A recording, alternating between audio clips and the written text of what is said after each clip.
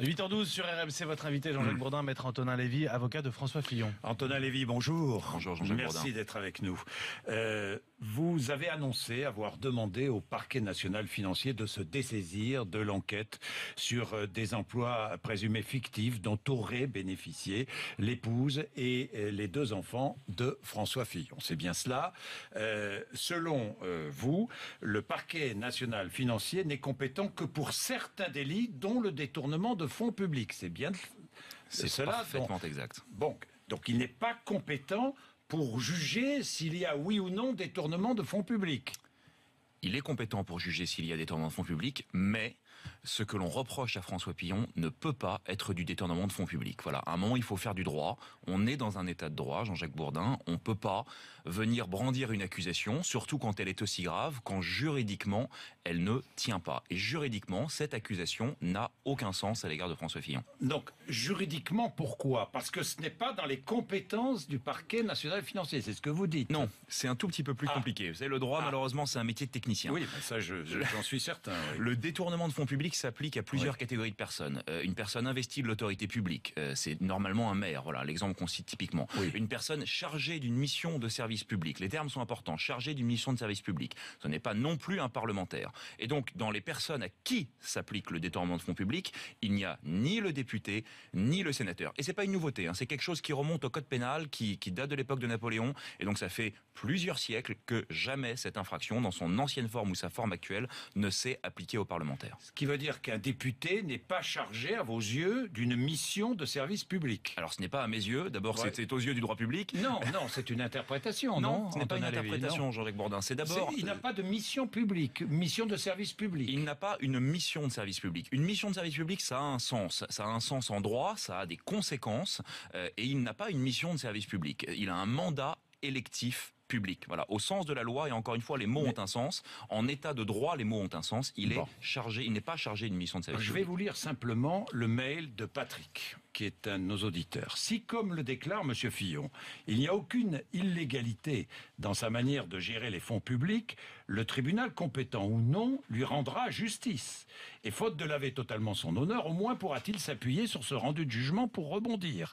Au contraire, déniant un jugement qu'il avait appelé de ses voeux, il confirme que son action était délictueuse et le résultat est donc bien pire.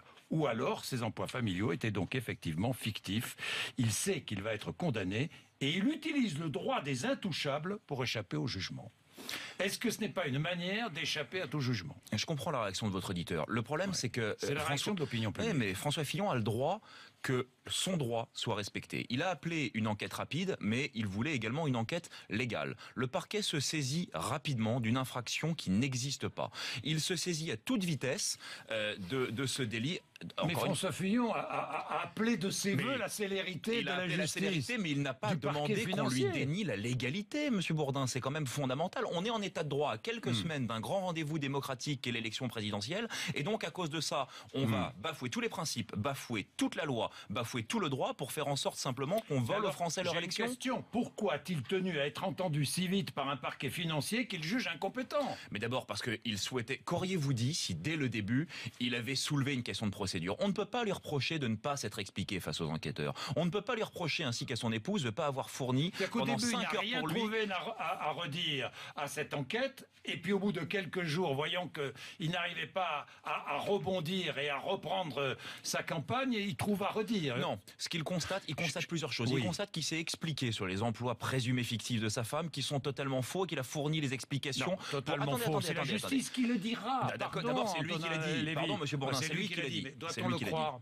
Mais doit-on le croire ? Pourquoi ne le croyez-vous pas ? Il est quand même encore présumé innocent, pardonnez-moi. Mais oui. C'est quand même la principale chose. Pourquoi le croire ou pourquoi ne pas le croire ? Mais parce que le fait est que cet justice emploi existe, le fait que les témoins l'ont dit. Est-ce que vous souhaitez que la justice le dise ? Mais pour nous, c'est une évidence que la justice doit le dire. Le problème, c'est qu'aujourd'hui, Monsieur Bourdin, la justice, elle enquête sur quoi ? La justice, elle a quasiment quitté ce terrain-là. Qu'est-ce qu'on a vu dans l'article du Monde qui est paru lundi dernier, qui prend des éléments qui sortent dans la presse ? On enquête sur la Légion d'honneur attribuée à Marc de la Charrière. On est quand même extrêmement loin laissez la justice travailler. Mais moi, je ne demande Antonin que ça, mais Lévy. je demande à la justice de travailler dans la Alors, légalité, monsieur Bourdin. Qui doit enquêter? Mais qui doit enquêter? D'abord, un juge qui est compétent, un juge qui ne viole pas la séparation des pouvoirs, un juge qui respecte le droit et la Vous accusez loi. aujourd'hui le parquet financier de violer la séparation des pouvoirs. Vous enquêtez, vous soupçonnez. Non? Je n'accuse personne, je ne fais pas de procès d'intention. Moi, je fais du droit, rien que du droit. Et tout ce que je constate, c'est que...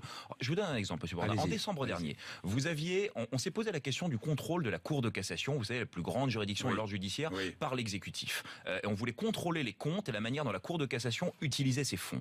Tous les magistrats, et heureusement, ont crié au scandale en disant que c'était une violation de la séparation des pouvoirs et que l'exécutif ne pouvait pas contrôler la manière dont la Cour de cassation utilisait ses fonds, et ont rejeté ce contrôle en bloc en refusant même que l'exécutif y jette un œil. Là, qu'est-ce qu'on a?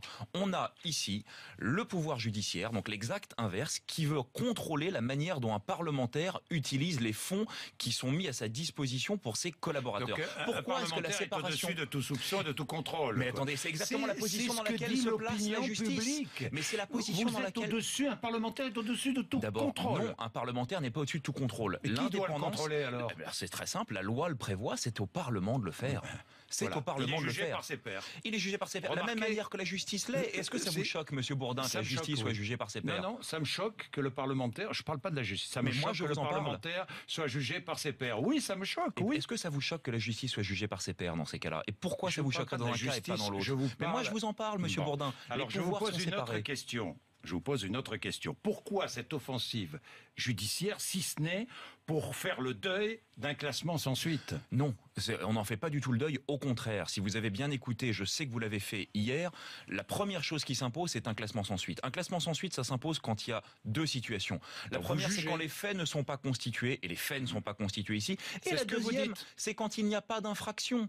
Voilà. Et quand les deux conditions sont remplies, c'est même pas un classement sans suite qu'on devrait avoir. Ça aurait déjà dû être rendu. Et le problème que l'on a, c'est qu'aujourd'hui, la justice continue, en violation de l'état de droit, à venir creuser des sujets qui n'en sont pas. La justice viole l'état de droit, c'est ce que vous dites ce matin. En l'état actuel des choses, vous savez, quand vous avez la séparation des pouvoirs... Après avoir attaqué les journalistes, maintenant vous attaquez la justice. Monsieur Bourdin, je n'ai pas attaqué les journalistes, pardonnez-moi. Je ne fais que constater et dénoncer des fuites qui, encore une fois, pour moi, sont à charge. Vous avez des fuites qui sont toutes à charge, et François Fillon et nous-mêmes qui respectons le secret de l'enquête, pardonnez-moi, mais c'est quand même relativement choquant de constater que tous les éléments qui sortent sont des éléments qui viennent accabler François Fillon.